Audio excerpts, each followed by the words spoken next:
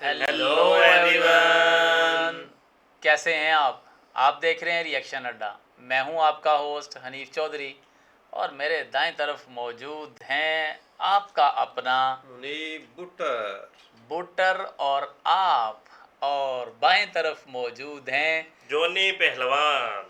जोनी पहलवान। हम्म, जोनी, आज क्या लेके आए हैं नाज़रीन? आज ना हम तरक्की लेके आए हैं।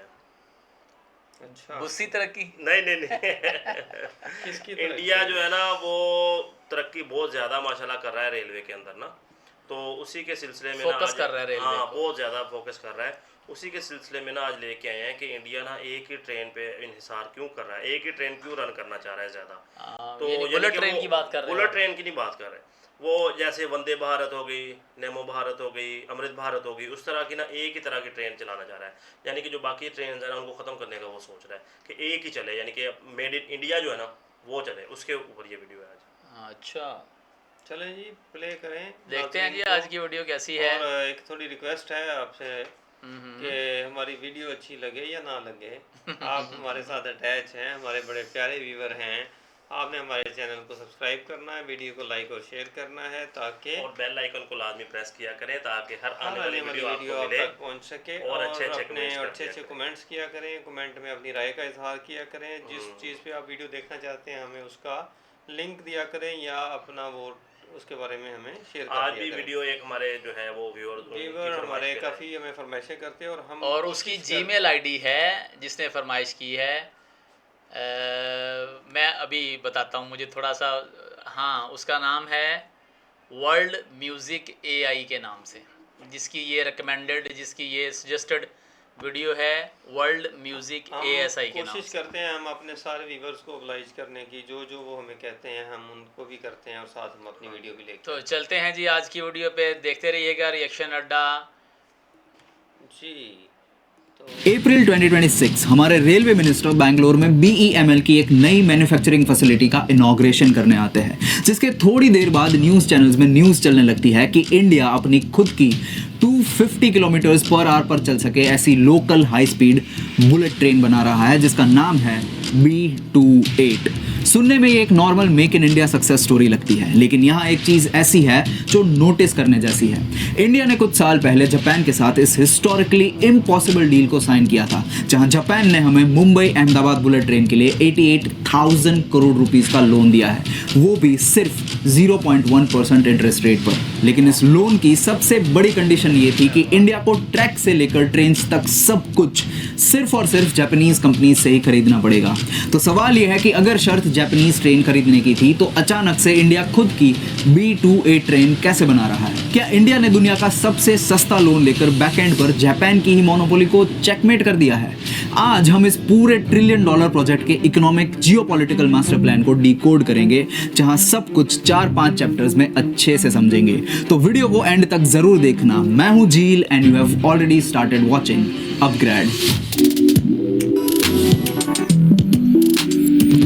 Chapter 1 the chess move. सच बताऊं तो जापान ने इंडिया को कोई लोन नहीं दिया था। जापान ने एक्चुअली इंडिया पर एक बहुत बड़ी बैट लगाई थी। सितंबर 2017 में अहमदाबाद के साबरमती स्टेशन पर पीएम मोदी और जापान के प्राइम मिनिस्टर शिंजो आबे एक साथ मुंबई अहमदाबाद बुलेट ट्रेन का फाउंडेशन स्टोन रखते हैं। आबे कैमरा के सामने आकर एक बहुत ही डिप्लोमेटिक लाइन कहते हैं कि a strong India is in Japan's interest and a strong Japan is in India's interest. पर इस दोस्ती के पर्दे के पीछे जापान का एक बहुत गहरा घाव छुपा था। 2015 में जापान ने ऑलमोस्ट इंडोनेशिया का बुलेट ट्रेन प्रोजेक्ट सिक्योर कर लिया था, पर लास्ट मिनट में चाइना ने आकर पूरा प्रोजेक्ट छीन लिया। जापान के लिए ये क्लियर वार्निंग थी, क्योंकि चाइना का बेल्ट एंड रोड इनिशिएटिव पूरे एशिया को डोमिनेट करने वाला है। चाइना एक के बाद एक कंट्रीज में पोर्ट्स और रेलवेज बना रहा था। इसीलिए चाइना को ब्लॉक करने के लिए जापान ने इंडिया को एक इम्पॉसिबल डील दी। 88,000 करोड़ रुपीस का लोन, इंटरेस्ट सिर्फ 0.1%, रीपेमेंट 50 इयर्स में और पहले 15 साल तक एक पैसा भी नहीं देना है। इस पूरे लोन का इंटरेस्ट सिर्फ 4400 करोड़ रुपीस बनता है, जो सिर्फ एक IPL सीजन के एक्सपेंस से भी कम है। लेकिन इस सस्ते लोन में एक बहुत बड़ा कैच था।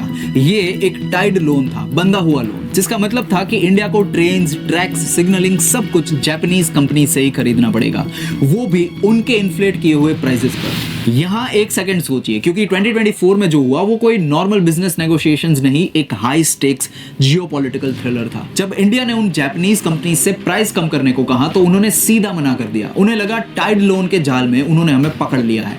लेकिन इंडिया यहाँ चेस खेल रहा था।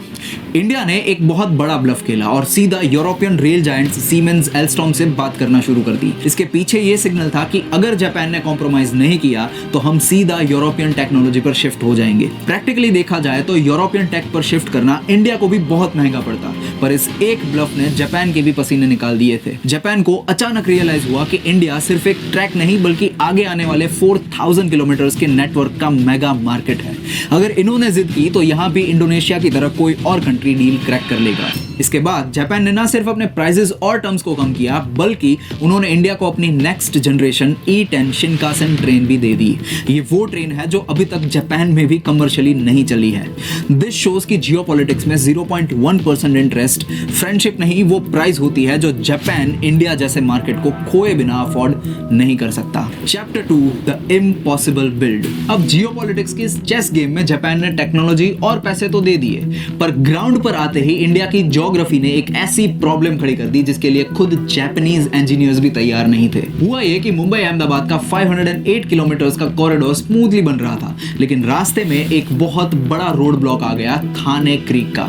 ओरिजिनल प्लान के हिसाब से बुलेट ट्रेन को इसके ऊपर से निकलना था, पर प्रॉब्लम ये थी कि थाने क्रीक के मड फ्लैट्स पर एक फ्लेमिंगो सैंक्चुरी है जहां हर साल 1 लाख से ज्यादा माइग्रेटरी बर्ड्स आते हैं। अगर ट्रेन वहां से जाती तो 21,000 मैंग्रोव के पेड़ को काटना पड़ता।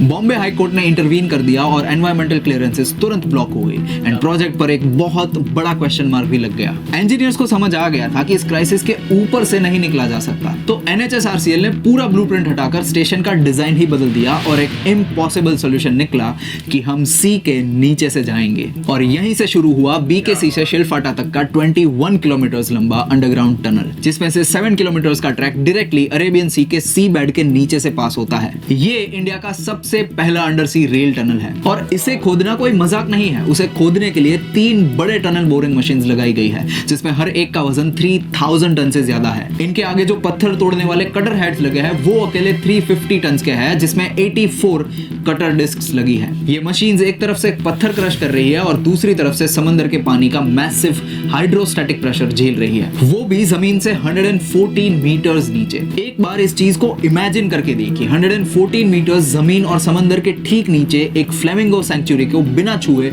इंडिया अपनी बुलेट ट्रेन का टनल बना रही है, जहां एक भी मैंग्रोव ट्री नहीं कटा। दुनिया में शायद ही किसी देश ने नेचर को प्रोटेक्ट करने के लिए इतना कॉम्प्लेक्स रूट रीडिजाइन किया होगा।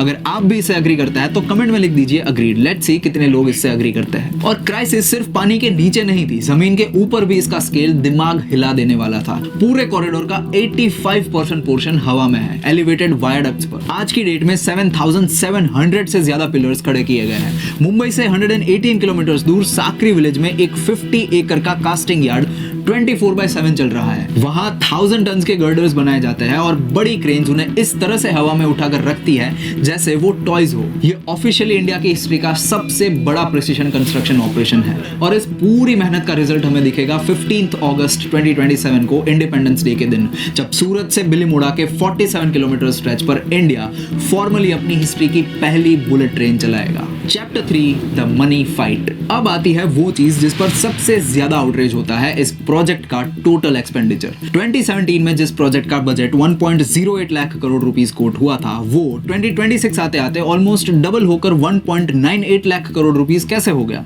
क्रिटिक्स ने तुरंत आकर इसको एक व्हाइट एलिफेंट और वेस्ट ऑफ मनी डिक्लेयर कर दिया और दूर से नंबर्स देखकर मुझे भी यही लगा था, पर जब मैंने इन फिगर्स को इंडोनेशिया के बैंकरप्ट हो चुके बुलेट ट्रेन प्रोजेक्ट के साथ कंपेयर किया तो रियलिटी कुछ और ही निकली। इंडोनेशिया का whoosh corridor almost flat terrain पर बना है, कोई सी के नीचे से टनल्स नहीं, कोई पहाड़ नहीं, कोई फ्लेमिंगो सैंक्चुरी भी नहीं, सिर्फ 145 किलोमीटर का रिलेटिवली स्ट्रेट ट्रैक। और वहां उन्हें 1 किलोमीटर बनाने का कॉस्ट आया $48 मिलियन से ज्यादा। ऊपर से उन्हें आज हर साल $253 मिलियन या 2400 करोड़ रुपीस का ऑपरेटिंग लॉस हो रहा है, वो अलग।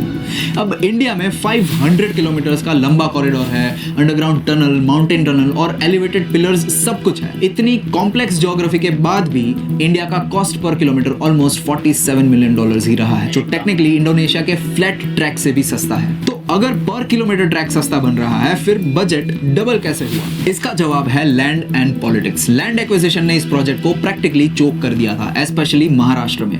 Political opposition, farmers protest, Godrej जैसी मेगा कंपनीज के साथ सालों लंबी लीगल बैटल्स, इन सब चीजों की वजह से हालात यहां तक आ गए थे कि लोकल म्युनिसिपल बॉडीज एक छोटा सा बोर होल डिग करने के लिए भी 2 लाख रुपीस की फीस मांगने लगी थी। ज्योग्राफी दोनों साइड्स की सेम थी पर पॉलिटिक्स अलग। रिजल्ट ये हुआ कि गुजरात में 68% वर्क कंप्लीट हो गया था, लेकिन महाराष्ट्र में सिर्फ 41% पर अटका हुआ था। बट फाइनली फरवरी 2026 में इस पूरे मैस में एक ब्रेक थ्रू आया। इंडिया ने पूरी की पूरी 1389 हेक्टेयर लैंड लीगली एक्वायर कर ली, सारी क्लियरेंसेस मिल चुकी है और अब इंफ्रास्ट्रक्चर पाइपलाइन एकदम क्लियर है। इन सब के बीच एक सबसे बड़ा सच है कि इस 1.98 लाख करोड़ रुपीस में इंडिया सिर्फ एक ट्रेन नहीं खरीद रहा। जापान की शिनकानसेन टेक्नोलॉजी, जिसने पिछले 60 इयर्स में 10 बिलियन पैसेंजर्स को ट्रांसपोर्ट किया है और जिसका 0 क्रैश फैटेलिटी रिकॉर्ड है, उस दुनिया की सबसे सेफ मास ट्रांजिट सिस्टम का कंप्लीट टेक्नोलॉजी ट्रांसफर इंडिया को मिल रहा है। आज सूरत में बनी डेडिकेटेड ट्रेनिंग फैसिलिटीज में JICA के अंडर 1000 इंडियन इंजीनियर्स को जापानीज एक्सपर्ट्स पर्सनली सर्टिफाइड कर रहे हैं। वडोदरा के हाई स्पीड रेल इंस्टीट्यूट में मित्सुबिशी के state of the art simulators पर इंडियन पायलट्स ट्रेन हो रहे हैं। अगर आप बिगर पिक्चर देखें तो इंडिया इन पैसों से सिर्फ एक ट्रेन नहीं, एक पूरा इकोसिस्टम खरीद रहा है। Chapter 4 the bigger game. अगर आपको लगता है कि ये अंडर सी टनल्स और बिलियंस ऑफ डॉलर्स सिर्फ मुंबई अहमदाबाद के लिए है तो आप भी सिर्फ हेडलाइंस ही पढ़ रहे हैं।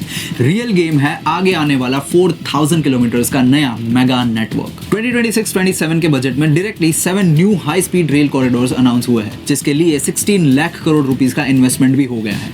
मुंबई से पुणे अब 48 मिनट्स में और चेन्नई से बेंगलुरु 1 आवर 13 मिनट्स में कवर हो पाएंगे, जिससे ये सिर्फ ट्रैवल टाइम ही नहीं बचा रहा है, ये अपॉर्चुनिटीज भी क्रिएट कर रहे हैं। ये सिटीज अब अलग अलग नहीं, एक मेगा रीजन बन जाएंगे और कोई भी इंसान अपने टियर 2 सिटी से निकलकर 1 से 2 घंटे में सीधा मुंबई के किसी टॉप डेटा सेंटर या बेंगलुरु के IT पार्क में AI मशीन लर्निंग मैनेजमेंट की जॉब्स कर पाएगा। और इन स्किल्स से आपको अपस्किल करने के मिशन में अपग्रेड आपके साथ जुड़ा है। फन फैक्ट, ट्रांसपोर्ट इकोनॉमिक्स का एक रूल है, अगर ट्रैवल टाइम 90 मिनट से कम हो जाए तो एयरलाइंस उस रूट से प्रैक्टिकली एग्जिट ही करने लग जाती है। और इन 7 कॉरिडोर्स में एक रूट ऐसा है जो प्योरली बिजनेस नहीं, देश की नेशनल सिक्योरिटी के लिए है। दिल्ली, वाराणसी, पटना, सिलीगुड़ी रूट। वहीं सिलीगुड़ी, जिसे जियोपॉलिटिक्स में चिकन्स नेक कहते हैं, ये सिर्फ अकेला 22 किलोमीटर्स का वाइड रूट है जो इंडिया को नॉर्थ ईस्ट के 7 स्टेट से कनेक्ट करता है। अगर इस रास्ते पर कोई डिजास्टर हो जाए तो पूरा नॉर्थ ईस्ट इंडिया मेनलैंड से कट ऑफ हो जाता है। सिलीगुड़ी तक बुलेट ट्रेन पहुंचाना सिर्फ पैसेंजर्स को ट्रैवल करवाने के लिए नहीं, क्राइसिस के वक्त ट्रूप मोबिलिटी और कंट्री की इंटेग्रिटी को सिक्योर करने का एक ओनली सोल्यूशन है। ध्यान से सोचिए, अगर हम इस 4000 किलोमीटर्स के नेटवर्क के लिए हर ट्रेन को जापान से इंपोर्ट करवाते तो हमारा फॉरेन एक्सचेंज बहुत ज्यादा ड्रेन होता। इसीलिए इंडिया ने खेला दी अल्टीमेट चेकमेट। अप्रैल में बेंगलुरु के BEML प्लांट में इंडिया ने अपनी indigenous high speed train announce कर दी जो 100% मेड इन इंडिया है, एज आई ऑलरेडी सेड। लेकिन आप शायद सोचेंगे कि जापान की ट्रेन तो 320 किलोमीटर पर आवर पर चलती है और इंडिया की B28 की top speed 250 kilometre per hour ही क्यों है? ये कॉम्प्रोमाइज क्यों? एक्चुअली ये कॉम्प्रोमाइज नहीं, हमारी स्मार्टनेस है। इंडिया में स्टेशन यूरोप या जापान के कंपैरिजन में पास होते हैं। हर 50-60 किलोमीटर पर ट्रेन को रुकना और वापस वही स्पीड को मेंटेन भी करना पड़ता है। ऐसे में 320 किलोमीटर की टॉप स्पीड को हिट करना एक्चुअली एनर्जी लॉस है। 250 किलोमीटर हमारे रूट्स के लिए वो स्वीट स्पॉट है जहां एनर्जी कंजप्शन और मेंटेनेंस दोनों कंट्रोल में रहते हैं। इंडिया जापान से सिर्फ टेक्नोलॉजी खरीद नहीं रहा, टेक्नोलॉजी सीख भी रहा है। और मार्क माई वर्ड्स, वो दिन दूर नहीं जब इंडिया अपनी यही हाई स्पीड टेक्नोलॉजी दुनिया को बेच भी रहा होगा। व्हाट डू यू थिंक, क्या इंडिया ये चीज फ्यूचर में कर पाएगा? बताइए कमेंट्स में। मैं हूं झील और अगर आपको ये वीडियो पसंद आया है तो इसको लाइक कीजिए और ऐसे ही डीप डाइव्स के लिए सब्सक्राइब टू अपग्रेड। क्या बात है यार, क्या जबरदस्त कहते हैं? कमाल हो गया, मैं कहता हूँ वीडियो level हो गया। आप जो लेके आए हैं वाकई दिल खुश हो गया है यार। इतना जबरदस्त, इतनी ज्यादा उन्होंने आगे की सोची हुई है। देखें कि मतलब वो उन्होंने सर, मुझे सबसे ज्यादा इम्प्रेस में हुआ जो उन्होंने नेचर को प्रिजर्व करने के लिए ना, हाँ, देखें जो रूट चेंज उन्होंने किया। रूट चेंज कर दिया, अंडर सी डाल दिया और फ्लेमिंगो को बचाया यार। हाँ यार देखो, ठीक है नहीं ना? उन्होंने उनके जो दरख्त कटने थे उन्होंने वो भी बचा दिए। अच्छा, फिर ये है ना कि इस टेक्नोलॉजी ने उनको नेक्स्ट टाइम फ्यूचर में भी फायदा देना है। वो उसने कहा है ना वो कि 4000 अगर उन्होंने अब किलोमीटर लोन का- लेके अगर कुछ उन्होंने लोन लिया है तो वो इससे सीख रहे हैं। मेन चीज़ ये है कि सीख रहे हैं, इन फ्यूचर उनको जापान की ज़रूरत नहीं पड़नी बड़ी बात है और जी, उन्होंने ये सारा खुद जबरदस्त। ही करना है। बहुत ज़्यादा जी। वेरी गुड जी, thank you world music AI।